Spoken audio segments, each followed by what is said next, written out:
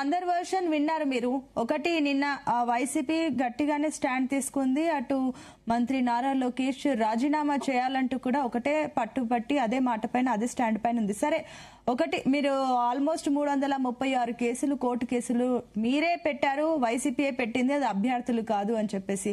సరే, ఇన్ని ఆరోపణలు చేసినా కూడా ఆధారాలు ఉండాలి కదా. మీరు ఆధారాలు చూపిస్తే మేము చర్చించడానికి సిద్ధంగా ఉన్నామని ప్రభుత్వం చెప్తున్నా కూడా వైఎస్ఆర్సీపీ దానికి వినకుండా ఎక్కడా కూడా వినట్లేదు. ఈవెన్ జగన్ అయినా పోనీ ఇంత సీరియస్ ఇష్యూ జరిగినప్పుడు జగన్ అయినా అసెంబ్లీకి వచ్చి మాట్లాడాలి కదా. ఆ విద్యార్థులపైన అభ్యర్థులపైన మీకు కన్సర్న్ ఉంటే జగన్ రావచ్చు కదా అని చెప్పేసి కూడా ఆరోపణలు ఉన్నాయి. సో ఏంటి, ఏమంటారు? నిజంగానే ఈ అంశంలో డిఎస్సి అభ్యర్థులు లేరు, ఓన్లీ వైఎస్ఆర్సీపీ కార్యకర్తలే ఉన్నారు, ఈ రాద్ధాంతం అంతా మీరే చేస్తున్నారని చెప్పేసి అంటున్నారు. ఇక్కడ మేడం మీకు ప్రతినిధులు నమస్కారం.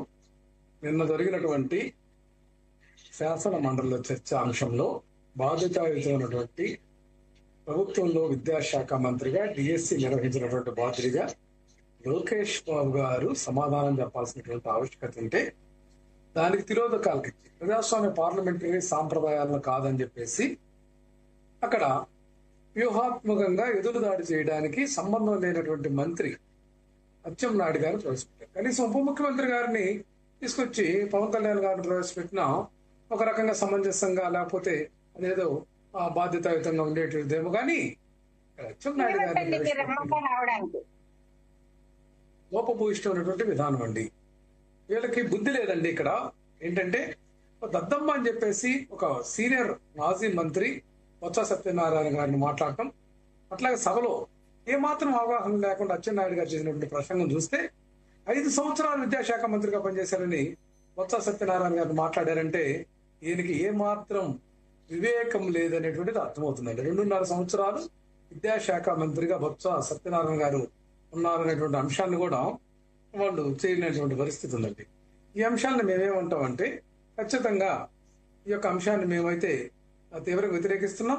మా నాయకుడిని బొత్స సత్యనారాయణ గారు శాసన మండలిలో మా యొక్క విపక్ష నాయకుడిగా ప్రతిపక్ష నాయకుడిగా ఉంటే ఆయన తీవ్రంగా అవమానించినటువంటి వైఖరి ఏంటంటే మీరు అడగండి, ఏదైనా ప్రశ్న అడగండి, సో జవాబు రాబట్టండి. కానీ సభలో అవమానకరంగా మాట్లాడి ఆ యొక్క ప్రజాస్వామ్య విధానాలకు లేకపోతే అసెంబ్లీలో ఉన్నటువంటి రూల్స్ కు వ్యతిరేకంగా మాట్లాడితే అక్కడ పరిస్థితి ఏం జరుగుతుందండి? అదే అసెంబ్లీలో గనక ఎదురుదాడి చేస్తే మా ఎమ్మెల్సీలంతా కూడా అచ్చెన్నాయుడిని బయటికి గంటేస్తే ఏమవుతుందండి?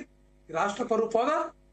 భారతదేశంలో ఉన్నటువంటి ప్రజాస్వామ్యాలకి, రాజ్యాంగానికి, చట్టాలకి విలువలు తీసేటటువంటి పరిస్థితులు ఈ రోజు తెలుగుదేశం పార్టీ అనుసరిస్తా ఉంది. ఒక రెడ్ బుక్ రాజ్యాంగం ఇప్పటికే రెడ్ బుక్ అనేటువంటి అంశాన్ని విస్తృత ప్రచారం చేసినటువంటి దుర్మార్గమైనటువంటి విధానం ఏదైతే లోకేష్ కానీ చంద్రబాబు నాయుడు గారు చేశారు. అసలు గొడ్డల పార్టీని మాట్లాడతారే. ఒక భారత రాజ్యాంగం ప్రకారం ఎన్నికల కమిషన్ దగ్గర ప్రజాస్వామ్యయుతంగా నమోదైనటువంటి పార్టీకి ఒక పేరుంటే దాని గొడ్డల పార్టీ అని ఒక్కానిస్తున్నటువంటి యొక్క విషయ సంస్కృతి వీళ్ళకి ఏం బాధ్యత ఉంటుందండి? ప్రజల పట్ల, ప్రజాస్వామ్యం పట్ల ఏవి వాళ్ళకి గౌరవ మర్యాదలు ఉన్నాయని మనము తెలుసుకోవాలి. అట్లాగే ఒకటి సరే, మీరు నిన్న చేసిన నిరసనల్లో డిఎస్సి అభ్యర్థులు ఉన్నారా లేదా? మొన్న గతంలో కూడా చేశారు.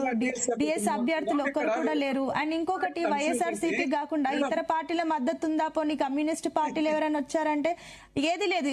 అంటే ఇంతగా కార్తిక్ గారు అన్నారు ఒక మాట, జంతర్ మంతర్ దగ్గర సిచ్యువేషన్ చూస్తే పేరుకి కాంగ్రెస్ పార్టీ అయినప్పటికీ కూడా చాలా పార్టీలు, చాలా కమ్యూనిస్ట్ పార్టీలు కానీ ఇతర పార్టీలు కానీ అన్ని పార్టీలు మద్దతు తెలపడం వల్ల అది ఒక ముందుకెళ్ళింది. కానీ ఇక్కడ వైఎస్ఆర్సీపీ తప్ప మీకు ఇంకా ఎవరైనా మద్దతు వస్తున్నారా? పోనీ అభ్యర్థులు వస్తున్నారంటే వాళ్ళు కూడా లేరు కదా. మేడం, జాతీయ రాజకీయాలు వేరు, ఈ యొక్క రాష్ట్రంలో అన్నింటిలో ప్రాంతీయ పార్టీ రాజకీయాలు వేరు అనేది ఒక సీనియర్ జర్నలిస్ట్ గా మీకు కూడా తెలిసినటువంటి అంశమే. ఇక్కడ మేము పిలిపించింది ఏంటంటే విద్యార్థి యోజన విభాగాలు వైఎస్ఆర్ కాంగ్రెస్ పార్టీ తరఫున ఉద్యమం చేయాలి. కలిసి వచ్చేటటువంటి ఏదైతే న్యూట్రల్ పర్సన్స్, ఏపీలో కూడా కాంగ్రెస్ యాక్టివ్ గానే ఉంది, కాస్త కోస్తా కాంగ్రెస్ కూడా ఉంది, కమ్యూనిస్ట్ పార్టీలు ఉన్నాయి.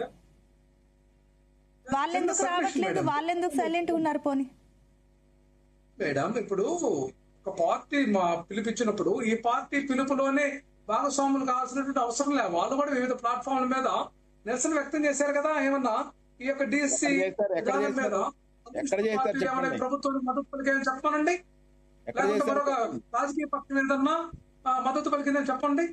వీళ్ళ యొక్క పార్టీలో ఉన్నటువంటి పవన్ కళ్యాణ్ పార్టీ, జనసేన పార్టీ కానీ బీజేపీ కూడా కొన్నిసార్లు ఈ ప్రభుత్వ విధానాలని వ్యతిరేకించినటువంటి అంశం కూడా మనం గమనించుకోవాలి మేడం. ఇక్కడ లోకేష్ గారు బాధ్యతాయుతంగా ప్రవర్తించట్లేదు. ఇప్పటికే డిఫాక్టో సీఎం గా ఏదైతే చట్ట విరుద్ధమైనటువంటి పాలనలో ప్రతి ఒక్క ఫైల్లో దూరి సెంట్రలైజ్డ్ కరప్షన్ కి ఏదైతే దారులు తెరిచాడో, ఈ యొక్క విద్యాశాఖ అంశంలో కూడా తప్పుల తరకు మాట్లాడుతూ ఆయనకు అర్హత లేకపోయినా, ఆయన స్థాయికి తగ్గకపోయినా మా నాయకుడు జగన్మోహన్ రెడ్డి గారి గురించి స్పెషల్ ఫ్లైట్లు అంటాం, బెంగళూరు నుంచి రాలేదంటాం, మరొకటి అసెంబ్లీకి రాండి, దమ్ముంటే చూసుకుందామని తన తండ్రి కొడుకులు ఇద్దరు మాట్లాడుతున్నటువంటి వైఖరే ఈ రాష్ట్రంలో ప్రజాస్వామ్య పార్లమెంటరీ సంప్రదాయాలకు తిలోదకాలు ఇచ్చి నియంత్రిత నిరంకుశ మనువాద పోకడలకు, మనువాద ఛాయలకు తెరదీస్తున్నటువంటి ఈ ప్రభుత్వ వైఖరిని వైఎస్ఆర్ కాంగ్రెస్ పార్టీ ఎప్పటికప్పుడు ఒకటి సరే పార్టీ పిలుపు అయినా ఒక డౌట్ అండి రామారావు గారు. ఇప్పుడు ఒక డౌట్, కేవలం డిఎస్సి అక్రమాల పైన ఓన్లీ పార్టీ పిలుపేనా, లేదంటే అభ్యర్థులు కూడా పిలిపిస్తున్నారా? మాకు మీ మద్దతు కావాలని వాళ్ళు అడుగుతున్నారా? ఏమైనా అభ్యర్థులు ఉన్నారా? మేడం నేను స్పష్టంగా చెప్తున్నాను మేడం. డిఎస్సిలో అక్రమాలు జరిగాయని చెప్పేసి, తమకు అవకాశాలు రాలేదని చెప్పేసి పలువురు మా నాయకుడు జగన్మోహన్ రెడ్డి గారికి ఫిర్యాదులు చేయడం జరిగింది, రిప్రజెంటేషన్ ఇవ్వడం జరిగింది. వాటినన్నింటినీ కూడా కూలంకషం పరిశీలిస్తున్నాం.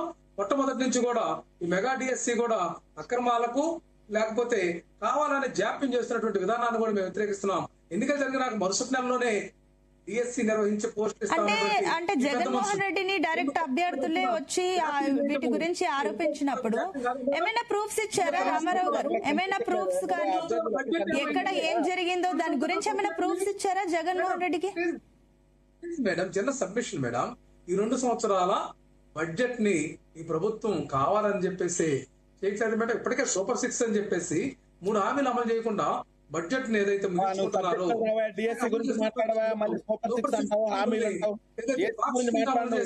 ఏదైతే నిధులను దిగమింగి అవినీతి అక్రమాలకు తెరదీయడానికి వాడుకుంటున్నారో, ఇక్కడ మెగా డిఎస్సి పేరుతోటి చేసినటువంటి ప్రకటన కూడా అంతే అబద్ధం. నిరుద్యోగ వృత్తి అని చెప్పేసి నిరుద్యోగుల చెవుల్లో పూలు పెట్టినటువంటి అంశం గాని, వాలంటీర్ల వ్యవస్థను కొనసాగిస్తూ 10,000 ఇస్తామని చెప్పేసి ఏదైతే గౌరవ వేతనాన్ని ఎగ్గొట్టి దానికి ఒక శాఖ మాత్రం ఉంటుంది మేడం, వాలంటీర్ శాఖ. దోల బాలవీరాంజనేయ స్వామిని ఆ శాఖ మంత్రిగా ఉంటారు. కానీ వాలంటీర్ల శాఖను సుప్త చేతనావస్థలు పెడతారు. దిశాని అయితే విధ్వంసం చేశారు, స్పెషల్ ఎన్ఫోర్స్మెంట్ బ్యూరోను విధ్వంసం చేశారు. ఏదైతే చట్ట వ్యతిరేకంగా ఉన్నటువంటి బెల్ట్ షాపులకు బహిరంగంగా అనుమతులు ఇస్తున్నారు చెప్పేసి దేని గురించి ఇస్తున్నారు. ఇటువంటి ప్రభుత్వంలో ఎక్కడ న్యాయం జరుగుతుంది? ప్రజలకు ఎక్కడ జవాబు? అంటే సరే ఒకటి రామారావు గారు, మీరు చెప్పిన ఈ సమస్యలన్నీ పరిగణనలోకి తీసుకోవచ్చు. కానీ అంతకంటే ముందు ఒకటి రామారావు గారు, ఒక్క నిమిషం అండి. అంటే మీరు చెప్పిన అంశాలు, ఈ సమస్యలన్నీ పరిగణనలోకి తీసుకోవచ్చు. కానీ ఇందాక మీరే అన్నారు కదా, ఇప్పుడు సంబంధం లేని అచ్చెన్నాయుడు మాట్లాడుతున్నారు సభలో అని చెప్పేసి అంటున్నప్పుడు, కనీసం డిప్యూటీ సీఎం ఎవరో వీలైనా మాట్లాడితే బాగుండేదని మీరు అభిప్రాయపడ్డప్పుడు వాళ్ళు కూడా అదే ఎక్స్పెక్ట్ చేస్తారు కదా. కూటమి ప్రభుత్వం కూడా కనీసం సరే ప్రతిపక్ష నేత జగన్ వచ్చి మాట్లాడొచ్చు కదా. ఏదో అవమానించారని మీకు ఇప్పుడు అవమానాలు ముఖ్యమా, అభ్యర్థుల ఆవేదన ముఖ్యమా? మీరు నిజంగానే ఒక మంచి సరే అటు ప్రభుత్వ ఉద్యోగాలు రావడం ఈ టైంలో చాలా కష్టం, వాళ్ళు కష్టపడుతున్నారు, ప్రభుత్వం ఎంతో కొంత ప్రయత్నిస్తుంది, దానికి మీరు అడ్డం పడుతున్నారా? లేదంటే జగన్ నిజంగానే మీరు అభ్యర్థుల సైడ్ ఉంటే జగన్ వచ్చి మాట్లాడొచ్చు కదా. మేడం ఇక్కడ చంద్రబాబు నాయుడు గారు కూడా అసెంబ్లీకి రాకుండా తమ ప్రొటెస్టేషన్ గతంలో తెలిపినటువంటి సంస్కృతి ఉంది. అదేం కనిపించకుండా పోయేది. నేనేమంటా అంటే మా నాయకుడు జగన్మోహన్ రెడ్డి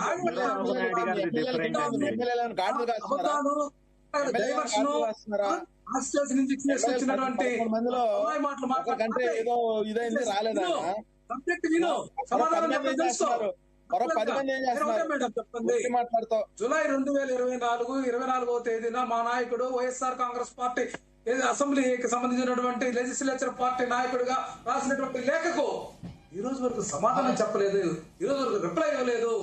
ఇది కాదా ఈ యొక్క పార్లమెంటరీ ప్రజాస్వామ్య సాంప్రదాయాలకు తిలోదకాలు ఇచ్చినటువంటి వ్యవస్థ నడుపుతున్నటువంటి దుర్మార్గపు ముఖ్యమంత్రి, దుర్మార్గపు ప్రభుత్వం ఇది కాదని చెప్పి చెప్తున్నాం. స్పీకర్ కనీసం విచక్షణ ఉంటే ఒక పార్టీ నాయకుడిగా మేము అడిగినటువంటి 3 పేజీల లేఖకు ఈ రోజు వరకు ఎందుకు సమాధానం చెప్పకుండా తోక ముడిచారని మేము ప్రశ్నిస్తుంటే దానికి ఆన్సర్ చేయకుండా దమ్ముంటే రా జగన్, దమ్మే ఉడికి దమ్ము, మా జగన్ దమ్ము గురించి మీకు తెలియదు కాదు.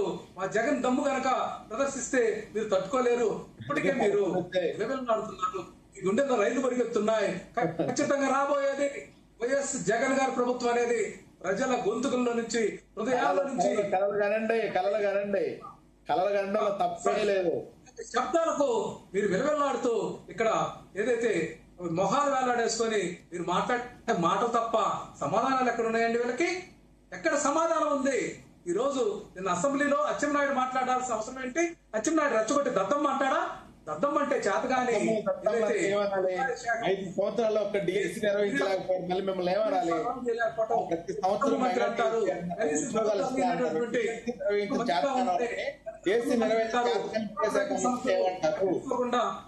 పాలిటిక్స్ చేస్తే దాన్ని దద్దమ్మ మంత్రి. ఒక నిమిషం అండి రాఘవేంద్ర గారు, ఒక్క నిమిషం. రామారావు గారు, అసలు ఒక్క నిమిషం. వైఎస్ఆర్సీపీ మెయిన్ డిమాండ్ ఏంటండి? ఒక నిమిషం. ఈ డిఎస్సీ, ఒక నిమిషం, డిఎస్సీ అక్రమాల గురించి మీరు మాట్లాడుతున్నారు కాబట్టి అసలు వైఎస్ఆర్సీపీ మెయిన్ డిమాండ్స్ ఏంటి? అసలు మీ డిమాండ్స్ ఏంటి సార్? మేడం, ఇక్కడ మా డిమాండ్స్ ఏంటంటే డిఎస్సీ అనేటువంటిది ఒక విధంగా కాలయాపన చేసి నిధులు ఎగ్గొట్టడానికి వాళ్లే కొన్ని కేసులు కూడా వేయించారు. ఇది కూడా నిరూపిస్తాం. డిఎస్సీలో అక్రమాలను నిరూపిస్తున్నాం. డిఎస్సీ జరిపినటువంటి విధానం తప్పులు తరగతోటి ఉంది. అట్లాగే వీళ్ళు పబ్లిక్ డొమైన్ లో ఏదైతే మెరిట్ లిస్ట్ పెట్టలేదు, సెలక్షన్ లిస్ట్ ను ప్రకటించలేదు, మెసేజ్ల ద్వారా తమ అనుయాయుల్ని, తమకు కావాల్సిన వాళ్ళని తీసుకొచ్చి చేసినటువంటి పోస్టింగ్ విధానం, క్రీడా శాఖల యొక్క జీవోలు మార్చి తొట్టుపాటుతోటి మెగా డిఎస్సీ అన్నాకే వీళ్ళకి క్రీడా శాఖలో 29 క్రీడలను 65గా మార్చడం, అట్లాగే 2% 3%గా మార్చడం, వీళ్ళకి సంబంధించినటువంటి పార్టీ నాయకులే క్రీడా సంస్థలకు ఉంటారు. ఎటువంటి స్పోర్ట్స్ కోటాకి అర్హత లేకపోయినా, స్పోర్ట్స్ కోటాకి ఎటువంటి నిబద్ధత కలిగినటువంటి టెస్టులు లేకపోయినా కూడా ఒక చిన్న సర్టిఫికేట్ తోటి జాబులు ఇచ్చేటటువంటి సంస్కృతి ఇది. మనకు ఉన్నటువంటి ఉద్యోగాల కల్పన అంశంలో పబ్లిక్ సర్వీస్ కమిషన్ యొక్క నిబంధనలకు విరుద్ధంగా వ్యవహరించడం దుర్మార్గం. సచివాలయ ఉద్యోగులు కూడా పబ్లిక్ సర్వీస్ కమిషన్ ద్వారా చేపడితే వీళ్ళు విద్యాశాఖ ద్వారా డిఎస్సీని చేపట్టి పబ్లిక్ సర్వీస్ కమిషన్ కి అవకాశం లేకుండా ఆ నియమ నిబంధనలు ఏదైతే, లేకపోతే కేంద్ర ప్రభుత్వం యొక్క గైడ్ లైన్స్ ని కనీసం పట్టించుకోకుండా చేసినటువంటి ప్రక్రియను మేము అభిశంసిస్తుంటే ఆధారాలు లేవు. మీకు ఎన్ని కావాలండి ఆధారాలు? అవుట్ సోర్సింగ్ ఉద్యోగి ఉండి అక్కడ ఎగ్జామ్ రాసి ఆయన ఈ యొక్క డిఎస్సీలో తన విధులు నిర్వర్తించినటువంటి వ్యక్తికి స్టేట్ ర్యాంకులు, ప్రథమ శ్రేణి ర్యాంకులు. ఏంటి విధానం? ఈ యొక్క తప్పులు అంటే ఒకటి సింపుల్ అండి. అంటే ఒక అవుట్ సోర్సింగ్ ఉద్యోగి ఎగ్జామ్ రాసి మంచి మార్కులు తెచ్చుకొని పర్మనెంట్ జాబ్ లోకి వెళ్తే తప్ప? మేడం, ప్రభుత్వ నిబంధనలు ఉంటాయి, సిసిఎల్ఐ రూల్స్ ఉంటాయి, పబ్లిక్ సర్వీస్ కమిషన్ నిబంధనలు ఉంటాయి. బట్ ఆయన చదువుకోనే కదా ఏదో ఎగ్జామ్ కి అప్లై చేసుకొని అతను తనకున్న విద్యా అర్హతల్ని బట్టి అప్లై చేస్తారు కదా. అది మేడం, ఇక్కడ అదే శాఖలో అదే ఎగ్జామ్ నిర్వహించినటువంటి దాంట్లో పనిచేసినటువంటి వ్యక్తిని అభిశంసించకుండా ఎట్లా ఉంటాం? అట్లాగే క్రీడా శాఖకు సంబంధించి నిబంధనలు మార్చి వీళ్ళకి ఇష్టానుసారం తప్పుల తరగ జీవోలు, అట్లాగే తొట్టుపాటు. అంటే ఇప్పుడు మీరు చెప్పింది ఒక క్లారిటీ రావట్లేదు. ఇప్పుడు అవుట్ సోర్సింగ్ ఉద్యోగి ఎగ్జామ్ రాసి జాబ్ కొట్టాడా, లేదంటే అవుట్ సోర్సింగ్ అతను పర్మనెంట్ అయ్యాడా? మీరు చెప్పిన దాంట్లో క్లారిటీ మిస్ అవుతుంది కదా మేడం. మేము ఇటువంటి టెస్ట్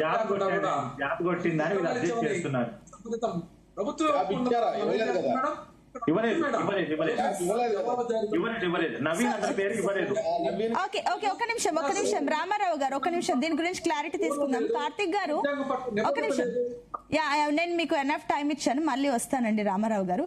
కార్తిక్ గారు, సో ఏదైతే వైఎస్ఆర్సీపీ చేస్తున్న ఈ డిమాండ్స్ ఏవైతే ఉన్నాయో, ఈ డిమాండ్స్ లో నిజంగా ఎంత మేర పాసిబిలిటీస్ ఉన్నాయి? అండ్ ఇందాక ఈ అవుట్ సోర్సింగ్ ఉద్యోగికి సంబంధించి కూడా మాట్లాడుతున్నారు.